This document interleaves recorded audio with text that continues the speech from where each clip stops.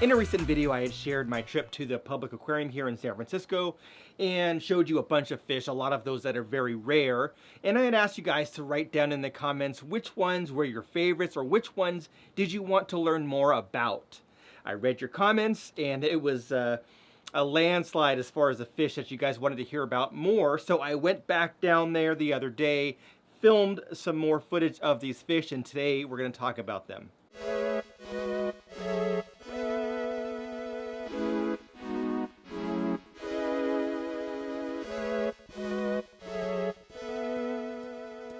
Hey fish friends, how's it going? Hope you're doing well. My name is Zenzo from Tazawa Tanks. Now before we get into the video and looking at those rare fish, the ones that you all wanted to see, I do have a favor to ask all of you. One, if you could please like this video, and two, if you have not done so already, please consider subscribing to this channel as it really does help. Now that we've got my begging out of the way, let's go ahead and look at some of these really unique and rare fish, the ones that you wanted to hear about, the sculpins, the lumpsuckers, and a little bit on the Anableps.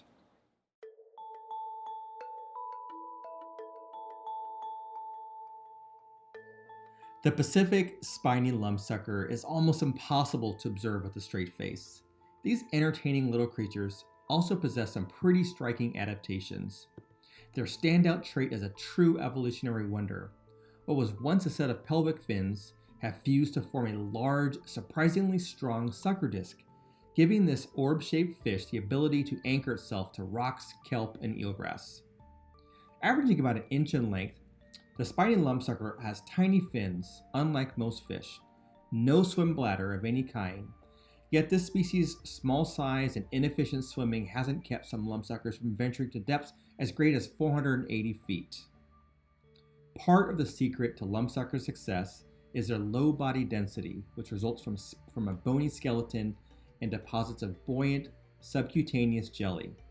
Both males and females have these deposits, but they're significantly larger in females, a trait scientists think helps offset the 200 or more eggs they lug around during spawning season. Now these amazing fish can be found stuck to the substrate in cold coastal waters from Northern California up to the Aleutian Islands and over to Japan. They reproduce between July and October, when the females will deposit their eggs in small rock crevices that are guarded by the males. The males arrive ahead of time in shallow waters to stake out the nest that they fertilize. The females will deposit the eggs and then they'll go back to their solitary life while the males stick around faithfully, guarding the clutch from 3 to 8 weeks. They protect and aerate the eggs that hatch into well-developed juveniles. Within a few days, they're ready to munch on tiny little worms, crustaceans, and mollusks.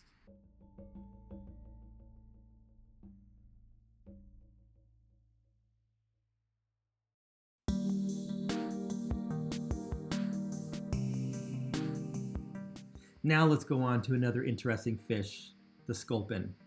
Now, for the purposes of this video, I'm going to generalize the sculpins and not get into the specific species, but they pretty much have the same characteristics and habitat.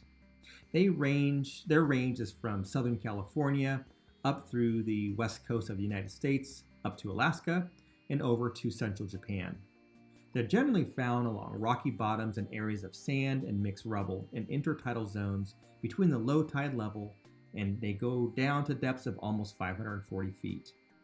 They prefer the empty shells of barnacles, especially the giant barnacles, as a hiding place and a nesting site in which to lay and brood eggs. In addition to barnacle shells, the sculpins will also seek shelter in bottles, cans, and other ocean floor debris. They have short, stocky bodies with large, bulbous heads and long, sharp, tapered snouts. Instead of scales, they have plates that have minute spines on them. They're mottled and streaked in shades of cream to orange and brown and dark browns, with often bright orange bars on the base of the tail and on their fins, except for the pelvic area in which those fins are orange in color.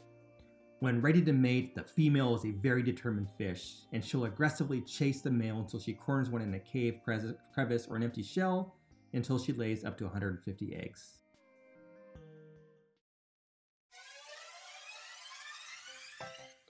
Now I do love looking at the lumpsuckers and the sculpins, and I just love saying those names. But this is a fish that I really do enjoy, and it's a fish that I could actually see myself keeping one day in one of my brackish aquariums. These are the Anableps. Now, the Anableps are sometimes called the four-eyed fish, but they don't really have four eyes. It's only the appearance of the eyes being divided, split horizontally into two sections, and it's just how they stay on the surface of the water, why it looks that way. So these fish are surface dwelling. They stay at the surface of the water, and it does allow them to make good use of their eye formation with how it is split. They very rarely leave the surface. They're pretty much known to just be at the surface of the water, but they will from time to time actually leap onto sandbanks to snatch and catch terrestrial insects to eat.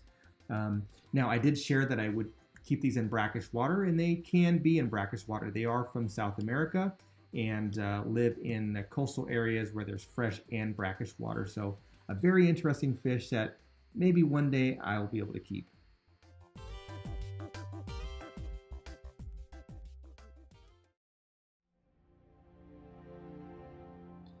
Now you might be thinking, what's so rare about this tank? They're just discus and cardinals. And you're right, there's nothing rare about this aquarium, but this is actually the inspiration for my planet tank in my home.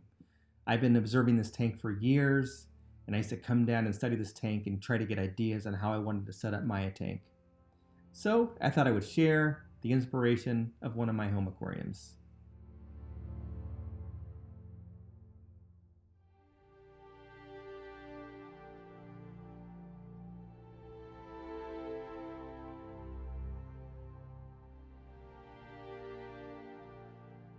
Now, before I go, I would like to thank the sponsor of this video, Fritz Aquatics.